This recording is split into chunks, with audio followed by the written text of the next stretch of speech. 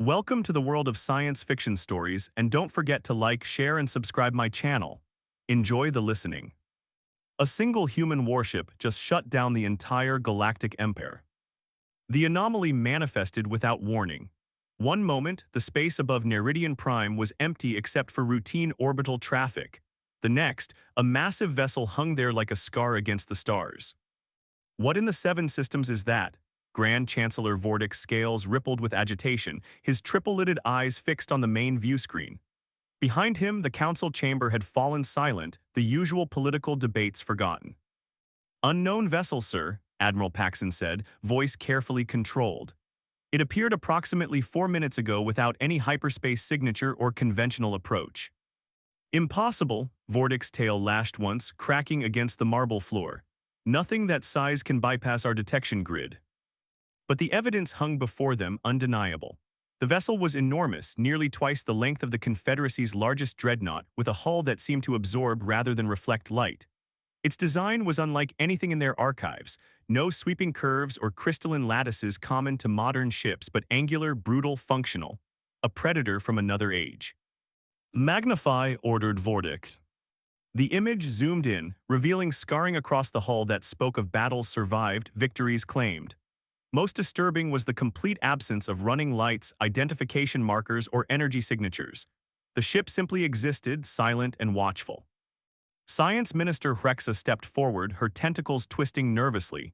"Chancellor, those design elements, they appear to be human in origin." The chamber erupted in whispers. Humans were a footnote in galactic history, a species that had flared briefly on the interstellar stage before destroying themselves in civil wars over a century ago. Their colonies had fallen silent one by one until the last transmissions faded 87 years earlier.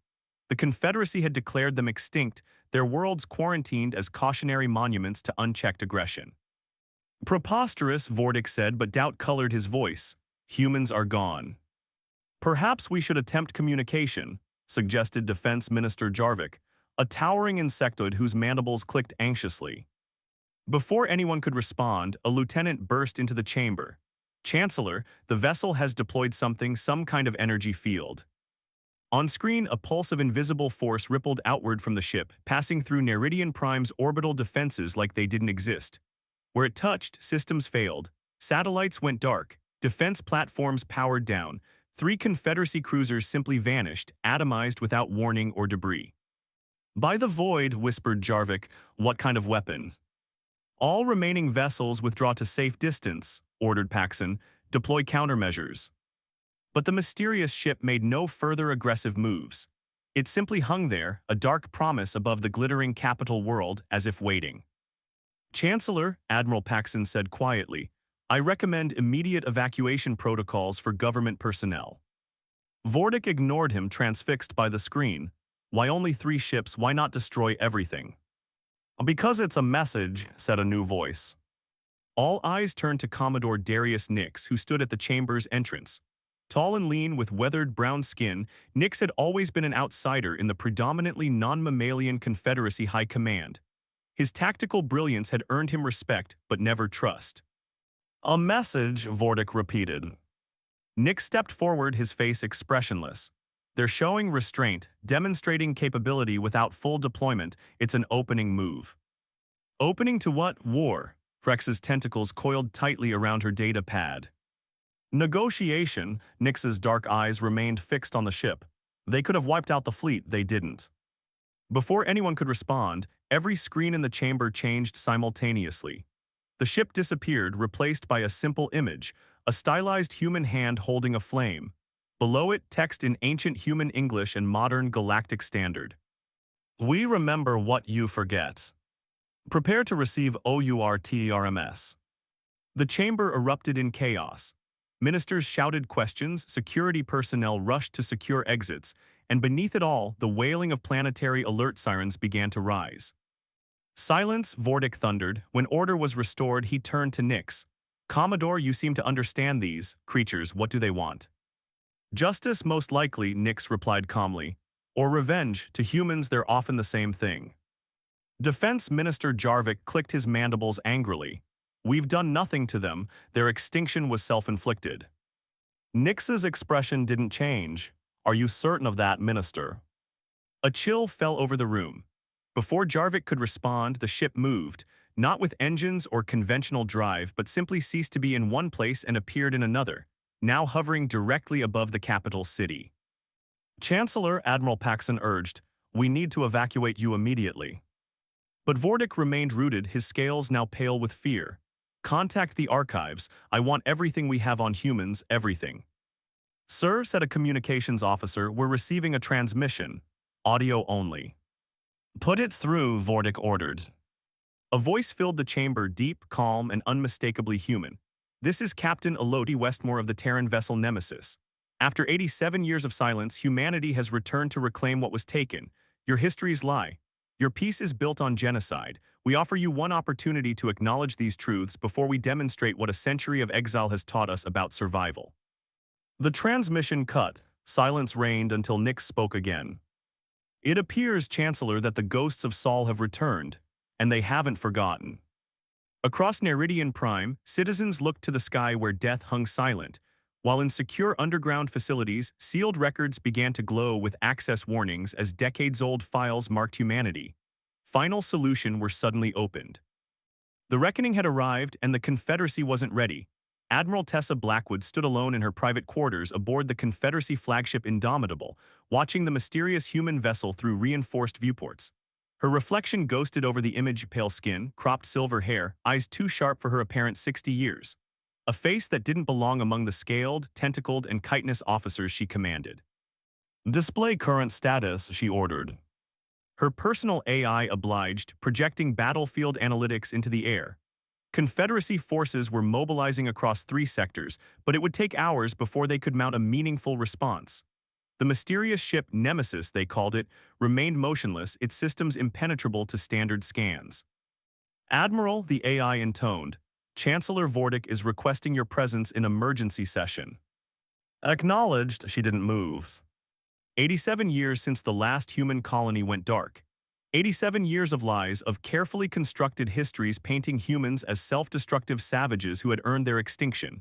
And now this, a ghost ship, a captain named Westmore, and 4 words that made her heart race: "We remember what happened." Tessa touched her wrist, feeling the subdermal implant that suppressed her aging. She'd maintained the appearance of late middle age for decades, replacing the implant every 12 years in secret medical facilities on the Rim worlds. None of her colleagues suspected she was nearly 140 years old, one of the last survivors from the human colony on Proxima B. The door chimed. "Enter," she said, composing her features. Commodore Nix stepped in, his eyes immediately finding hers with uncomfortable intensity. "Admiral, the council is assembled." "I'll be there shortly, Commodores." He didn't leave, instead he moved to stand beside her at the viewport. Quite a view. "Indeed," she kept her voice neutral. "The council is panicking," Nix observed. "They've ordered the archives unsealed, all restrictions on human historical records lifted." Tessa stiffened. "That's unprecedented."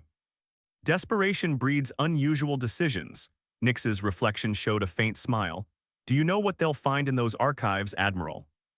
She turned to face him fully. "You seem to have theories, Commodore." "Not theories." He reached into his pocket and withdrew a small device, ancient tech, human-made, memories. Tessa's hand moved instinctively to her sidearm. "Explain yourself, Commodore." "Your implant is excellent work, Admiral, but there are signs if one knows where to look." He gestured to her eyes. "Microscopic surgical scars from corneal regeneration. Only humans needed those adjustments for extended lifespan." She didn't deny it. "How long have you known?"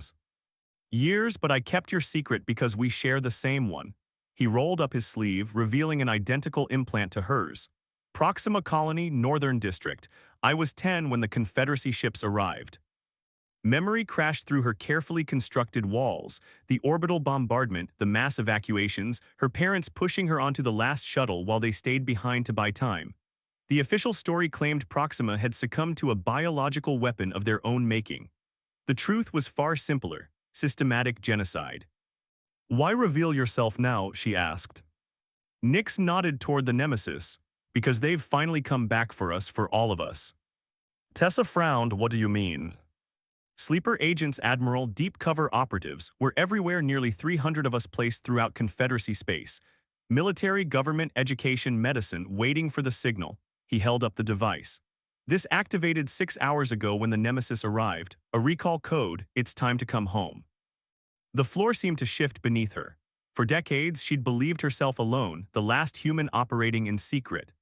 She'd risen through Confederacy ranks, fighting in their wars, enforcing their policies, all while nurturing a private vow of eventual justice. How, she began, then steadied herself. How many know about me? Just me, Nix assured her. Your position was too valuable to compromise. The others operate in isolated cells. They don't know each other or you. The comm panel chimed again. Admiral Blackwood, the Chancellor is demanding your presence, her aide's voice announced.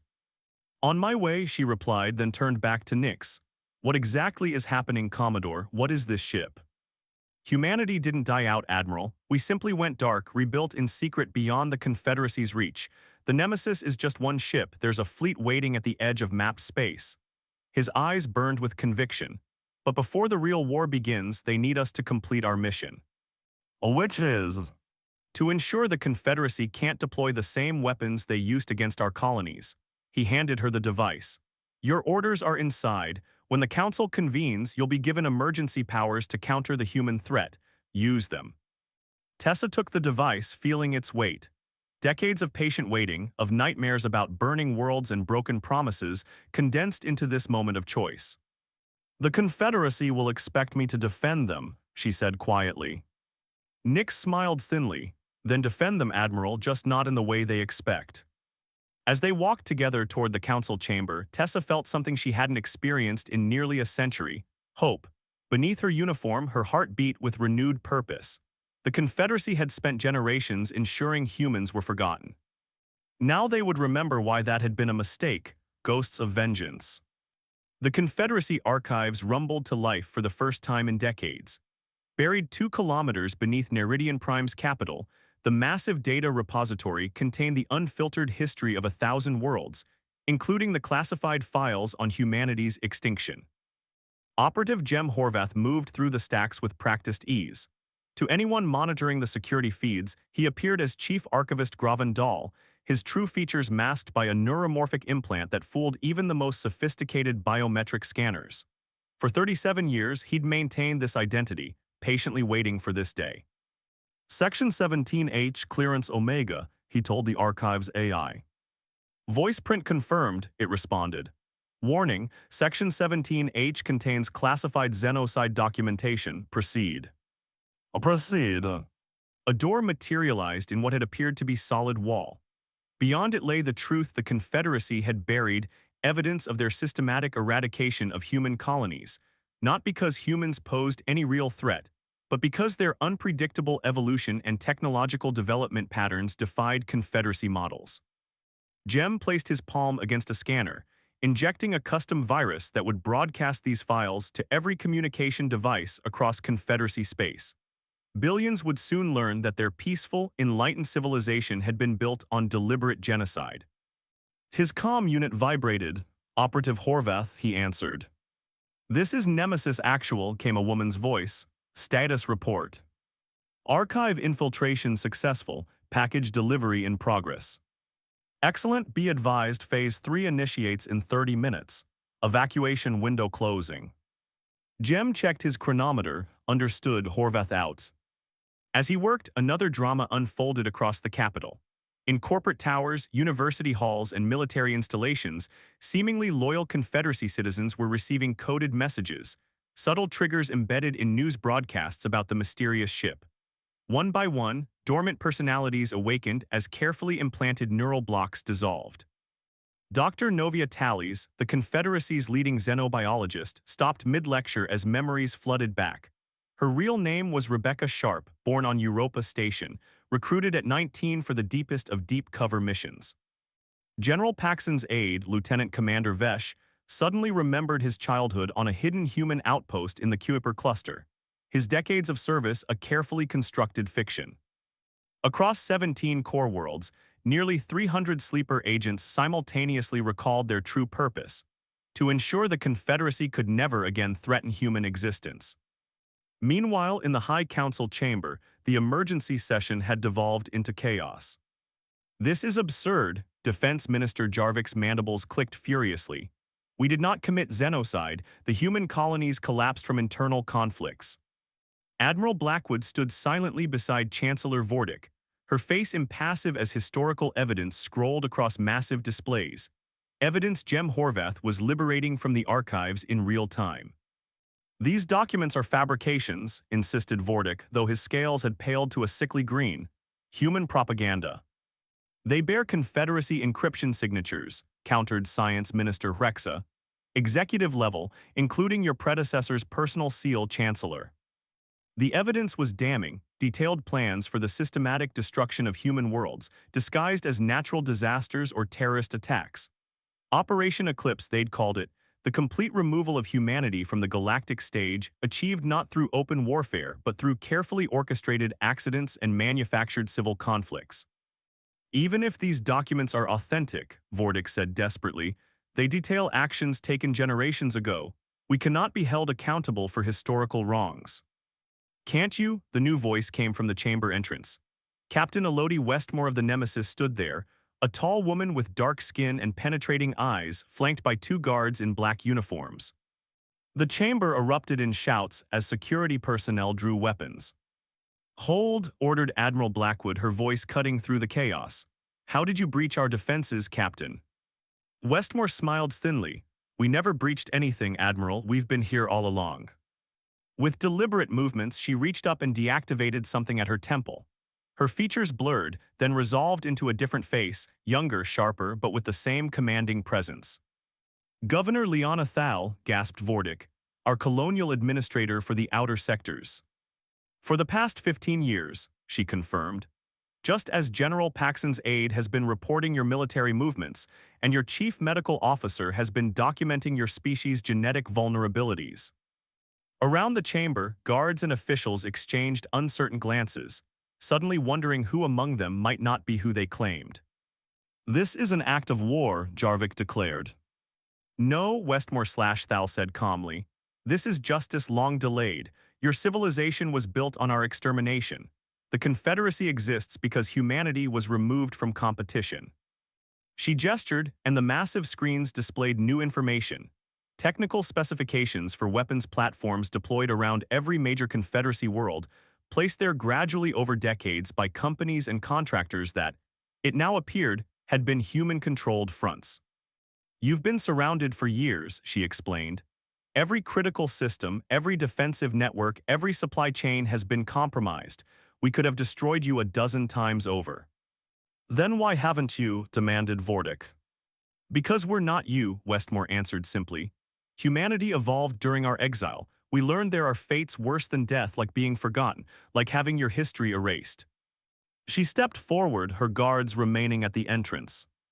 "The Nemesis carries no weapons beyond what was necessary to demonstrate our return, but those information packets being released across your worlds, that's our real weapon, the truth." As if on cue, alarms began to sound throughout the facility. Reports flooded in of civil unrest spreading across Neridian Prime as citizens received uncensored historical files, evidence of their leaders' complicity in covering up genocide. "What do you want?" Vordic asked, defeated. Westmore looked to Admiral Blackwood. "Admiral, I believe you have something to say." All eyes turned to Tessa Blackwood, who stepped forward and, like Westmore before her, deactivated her neuromorphic disguise. Her features shifted subtly, still recognizably her, but younger, harder, unmistakably human. "My name is Admiral Tessa Blackwood," she announced. "Born on Proxima b 2287 CE, I watched your ships burn my world when I was 9 years old. I've served in your fleet for 63 years, waiting for this day." The chamber fell silent with shock as the highest-ranking military officer in the Confederacy revealed herself as the enemy they had thought long extinct. "Humanity doesn't want your extinction," she continued. "We want recognition, reparation, and reassurance that genocide will never again be an acceptable solution to political inconvenience." As she spoke, Jem Horvath completed his work in the archives, and across Confederacy space, the ghosts of a forgotten species reclaimed their place in history. The Reckoning. Dawn broke over Neridian Prime, revealing a changed world. Where once the skyline had been dominated by the elegant spires of Confederacy governance, now the massive silhouette of the Nemesis hung in perpetual reminder of power shifted. In the Grand Concourse, Chancellor Vordic approached the podium before an unprecedented gathering. Representatives from all Confederacy worlds, assembled not in their usual hierarchical arrangement but in a simple circle. At the center stood Captain Westmore and Admiral Blackwood, their human features no longer disguised. Citizens of the Confederacy, Vordic began, his voice carried across thousands of worlds. Today we acknowledge the greatest crime in our shared history. The admission was unprecedented. Not just that the Confederacy had systematically exterminated human colonies, but that they had altered historical records, erased evidence, and built their entire interstellar civilization on a foundation of genocide and lies. The terms set forth by humanity's representatives are not punitive, Vordic continued, but restorative, joint governance, historical truth, and the establishment of the Remembrance Protocol to ensure such actions can never again occur in secret. As he spoke, more human ships emerged from hiding, not a vengeful armada as many had feared, but colony vessels, scientific outposts, and cultural archives that had survived for decades in uncharted regions beyond Confederacy space. Humanity had not just endured. They had preserved their civilization in secret, developing technologies the Confederacy had never imagined. In the Council's private chamber after the public address, the real work began. Your stealth technology alone changes everything, Science Minister Rexa said, her tentacles moving in patterns of scientific excitement as she examined specifications of human advancements. And these biological adaptations, you've engineered yourselves for extreme environments. Necessity, Admiral Blackwood explained. When you have only a handful of survivors, you adapt or perish. But why wait so long? Asked Defense Minister Jarvik, still struggling to process the revelation that humans had infiltrated every level of Confederacy society. You clearly could have struck decades ago. Captain Westmore touched a control, and a holographic display appeared above the table. A complex network of interconnected nodes representing Confederacy worlds, resources, and population centers. Because extinction wasn't our goal, she said. We needed to understand you completely, your vulnerabilities, yes, but also your strengths, your cultural paradigms. We needed to determine if coexistence was possible. And is it? Chancellor Vordic asked quietly. Westmore and Blackwood exchanged glances. That depends on what happens next, Blackwood answered. The information released yesterday cannot be recalled. Your citizens now know the truth about Operation Eclipse. Many are calling for your resignation, Chancellor. Vordic's scales rippled in what humans had learned was a gesture of resignation. Perhaps that would be appropriate. No, Westmore said firmly. A leadership vacuum would only create more instability. What we need now is continuity with accountability. She activated another display showing a new governmental structure, a dual council system with equal representation from human and Confederacy worlds. The Remembrance Protocol isn't just about memorializing past wrongs, she explained. It's a framework for governing together, with built-in safeguards against the kind of unchecked power that led to our near extinction. Around the table, ministers and officials studied the proposal with varying degrees of acceptance and resistance. The future would not be simple or easy, but it had become clear that humanity would no longer be erased from galactic affairs. Outside the chamber, Operative Jem Horvath met with his network of awakened sleeper agents, many still adjusting to their recovered memories. What happens to us now? Asked former Lieutenant Commander Vesh, now recalled as Marcus Kane. We've lived entire lives here. I have a family who doesn't know who I really am. Jem's expression softened. That choice is yours. Return to human space if you wish or maintain your current life. Either way, you'll never be alone again. Across the capital, similar conversations unfolded as the Confederacy grappled with the revelation that those they had considered extinct had been among them all along. Neighbors, colleagues, even loved ones.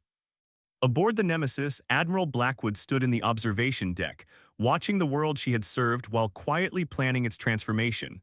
Captain Westmore joined her, offering a glass of amber liquid. Real Earth whiskey, Westmore said, from seeds preserved before the Exodus. Blackwood took it, savoring the aroma. 87 years of waiting, was it worth it? Ask me in another 87, Westmore replied with a half-smile. Revolution is easy, rebuilding is the hard part. They raised their glasses to the viewscreen where, beyond Neridian Prime, more human ships were arriving, not as conquerors, but as returned exiles ready to reclaim their place in a galaxy that had tried to forget them. To remembrance, said Blackwood.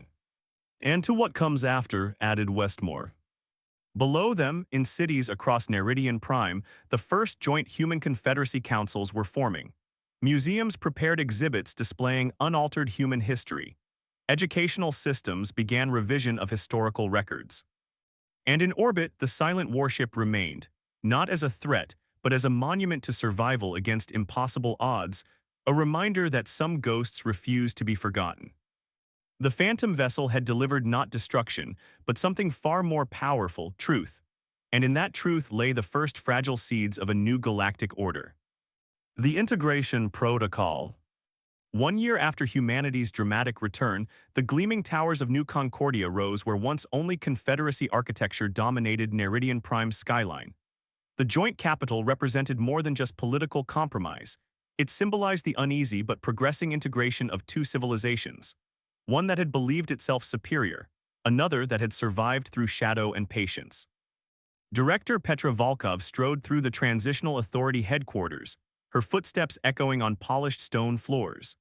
As head of the Integration Commission, she supervised the most complex diplomatic operation in known history, the merging of human and Confederacy governance systems across 17 core worlds. Director, her assistant Benedict called, hurrying to match her pace. The Krillian delegation has arrived early. They're demanding immediate audience. Petra suppressed a sigh. The Krillians, insectoid beings from the outer systems, had been particularly resistant to human reintegration. As military allies of the old Confederacy regime, they had participated in Operations Eclipse's later phases. Their guilt made them defensive, dangerous. Put them in the South Conference Room, she instructed, and notify Protocol Officer Thaddeus. Already done, Benedict handed her a data tablet. Also, there's been another incident at the Proxima Memorial 3rd this week. The tablet displayed security footage of Confederacy supremacists defacing the monument to human colonies destroyed during the genocide. The vandals had spray-painted "Never Forget, Never Forgive" across the memorial wall. Ironically, a human phrase now used by extremists on both sides. Increase security patrols, Petra ordered, and get me Admiral Blackwood. 20 minutes later, she sat across from Admiral Blackwood and Captain Westmore in her private office. The two women who had orchestrated humanity's return now served as military and diplomatic liaisons respectively. The demonstrations are growing, Petra began without preamble. Not just Confederate hardliners but human separatists too. The Coalition of Pure Humanity issued another manifesto this morning. Westmore's expression darkened, calling for what? Complete Confederacy surrender, reparative colonization of their core worlds, the usual extremist rhetoric. Blackwood leaned forward. These separatist groups don't represent mainstream human opinion. Perhaps not, Petra acknowledged, but they're vocal, organized, and gaining followers.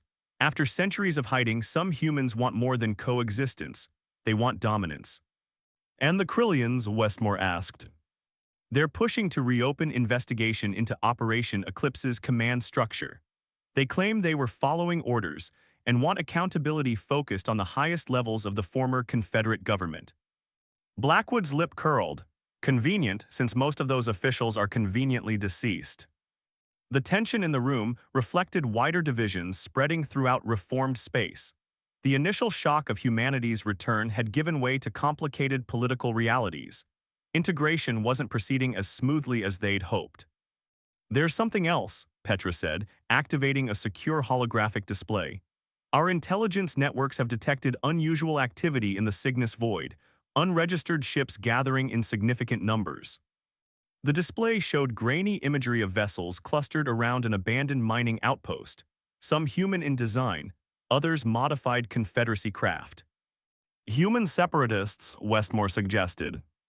Or Confederate revanchists, Blackwood countered, possibly both finding common cause in chaos. Petra closed the display. Whatever they are, they're illegal, armed, and organized. The Integration Protocol explicitly prohibits unauthorized fleet actions. A notification chimed and Benedict's voice came through the comm. Director, the Krillian delegation is becoming insistent. Tell them I'll be there shortly, Petra replied, then turned back to her companions. We need to address these issues before they fracture the alliance. The Treaty of Remembrance is still too fragile. Westmore nodded. I'll reach out to my contacts in the former resistance. Many still trust me more than official channels. And I'll put N Squadron on alert, Blackwood added. Mixed human Confederate crews, highest loyalty ratings, no provocative deployments, just readiness. As they prepared to leave, the building's security alarms activated, a piercing wail that froze them in place. Security breach, announced an automated voice. Level 1 containment protocols engaged. The doors sealed automatically as armored security personnel flooded the corridors outside. Petra's comm unit buzzed urgently. Director, Benedict's voice came through tight with fear. The Krillian delegation, they weren't diplomats. They've released some kind of bioagent in the South Conference wing. Thaddeus is down, along with half the security team. Petra exchanged alarmed glances with Blackwood and Westmore. Casualties. Unknown, the agent appears engineered to target human physiology specifically. Confederacy staff showing minimal symptoms. The implication was clear: this wasn't random terrorism. It was a precisely targeted attack on human integration. Lock down the entire facility, Petra ordered, full hazard protocols, and get me a direct line to Chancellor Vordic.